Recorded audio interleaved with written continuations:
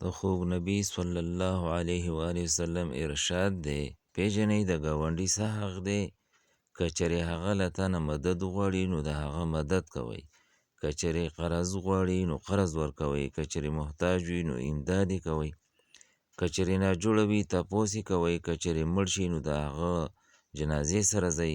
که چېرې هغه ته خوشحالي حاصله شي نو مبارکي ورکوئ. که چېرې مصیبت ورته ورسي نو همدردي او غمرازي یې کوئ.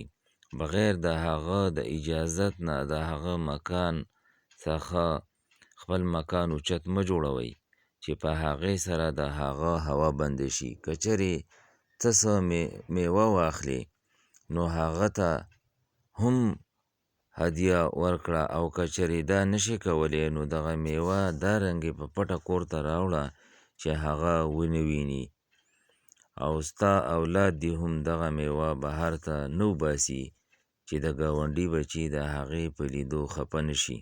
او د خپل کور په لوګي هغه ته تکلیف مه رسوه، خو په هغې صورت کې چې ته څه پاخه کړې په هغې کې د هغه حصه هم وکړه.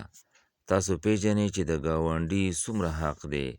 قسم دی چې په هغې پاک ذات چې د چا په قبضه کې زما ساه ده چې د هغه حق لره د هغه نه سوا هیڅوک نه پیژني چا باندې چې الله تعالی رحم وکړي.